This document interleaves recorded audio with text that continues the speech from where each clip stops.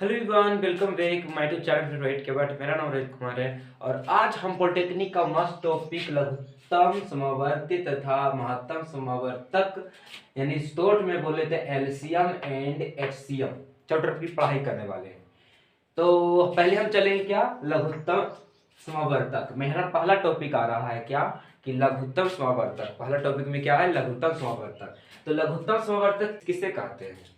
दो या दो से अधिक संख्याओं अथवा व्यंजकों का लघुत्तम समवर्तक यानी इसको शॉर्ट में लासा भी कर सकते हैं। वह छोटी से छोटी संख्या अथवा न्यूनतम घात वाला व्यंजक है जो दी गई संख्याओं अथवा व्यंजकों से पूर्णतः विभाजित हो जाए। वैसी संख्या जो क्या बोलता है कि दी गई संख्या अथवा व्यंजकों से विभाजित हो जाए। ठीक है, आपको परिभाषा हल्का फुल्का समझ में नहीं आया होगा तो हम इसको उदाहरण से समझाते हैं। पहले हम कुछ महत्वपूर्ण बातें बताना चाहते हैं आप लोगों को, जैसे कि एक कम से कम मेरा पॉलिटेक्निक का 5वां अध्याय जा रहा है। ठीक है, तो आपने पिछले के 4 जो अध्याय है मतलब चैप्टर 4 चैप्टर नहीं देखे होंगे, जरूर उनको देख ले। बहुत इंपॉर्टेंट चैप्टर है। मैं पॉलिटेक्निक का सारा मैथ का विषय यहाँ पर डालता हूँ। ठीक है, अब चलते हैं इस पर। अब यहाँ पर देख सकते हैं क्या है कि उदाहरण में दिया हुआ है कि 6, 8, 12 का लासा क्या होगा। ठीक है, तो हम छक्का पहाड़ा पढ़ते हैं। छक्का पहाड़ा क्या? छक्का 6, 6 दूनी 12, 6 तिया 18, 6 छक 24, 6 पचे 30 डॉट डॉट डॉट। ठीक है, अब अटका पढ़ते हैं। अटका क्या पढ़ेंगे? अटका अटका 8 8 दूना 16 अड़तियाई 24 8 छक 32 डॉट डॉट डॉट। ठीक है, अब पढ़ते हैं बरका। बरका 12 बरदनी 24 बरतिया 36 डॉट डॉट डॉट। अब देखिए कि हम 6, 8 और 12 का लासा जब निकालते हैं तो इसमें आप देख रहे हैं कि 6 में 24 आया, 8 में 24 आया, 12 में 24 आया। यानी कि जो संख्या तीनों में आ रहा है यानी कि 6, 8, 12 का लासा क्या हो जाएगा? 24। सो गाइस, आपको यह उदाहरण समझ में आया होगा। तो अब हम चलते हैं इसके नेक्स्ट टॉपिक की ओर।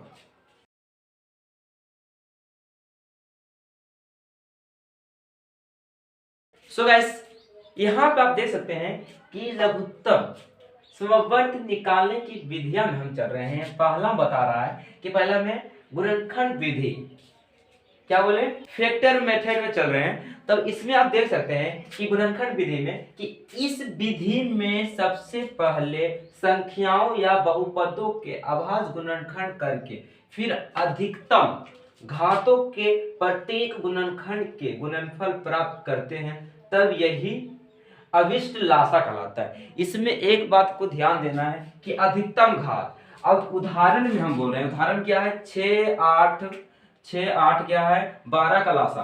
तो 6 का हम अभाज्य गुणन करते हैं, 2 गुने 6 2 गुने 3 इसका कर दिए। अब करते हैं 8 का अभाज्य गुणनखंड। ठीक है, तो 2 गुने 2 गुने 2 इसका भी हो गया। अब करते हैं 12 का 2 गुने 2 गुने 3। देख सकते हैं इसमें मतलब कि अब निकाल दे इसका। बताओ कि किस संख्या में कि 2 इसमें क्या आया? इसमें आया है 2 आया है और सिर्फ 3 आया है। इसमें अधिकतम घात 2 का कितना है? देख, 8 में तो एक एक है, सॉरी 6 में तो एक ही है। 8 में देखते हैं तो 1 2 3 है और 12 में देखते हैं तो 1 2 1 है। यानी 8 में 3 है, यानी 2 को पावर 3 दे देते हैं, 2 को पावर 3 दे दिए, गुना कर दिए यहाँ पर। अब देख सकते हैं अधिकतम घात ए हो गया। अब 2 का तो काम हो गया, अब 3 का देखना है। अब यहाँ पर क्या देखना है? 3 का देखना है। तो 3 का तो 1 है, इसमें तो है ये नहीं है, 12 में 1 है। 3 का घात कितना हो गया? 1 हो गया। तो अब 2 पावर 3 यानी इसका 8 गुने 3 बराबर कितना? 24। सो गाइस, आपको गुणनखंड यानी अभाज्य गुणनखंड विधि से भी आपको समझ में आ गया होगा। अब इसका अगला टॉपिक आता है भाग विधि। अब उस पर चलते हैं। सो गाइस, पहले मैं बोलता हूं कि जो भी स्टूडेंट मेरा वीडियो देख रहे होंगे तो पास में नोट बुक लेके जरूर बैठे। जो भी चीज लिखाते हैं हम नोट जरूर कर लें, आप बना ना बैठे।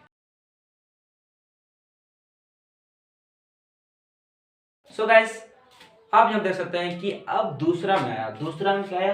भाग विधि। तो भाग विधि में क्या हुआ कि इस विधि में अभाज्य गुणनखंड से भाग देकर दिया जाता है। अभाज्य गुणनखंड मैंने क्या जाना? जैसे 6 का था तो 2 गुने 3 तोड़ तोड़ को लिखना वाला था।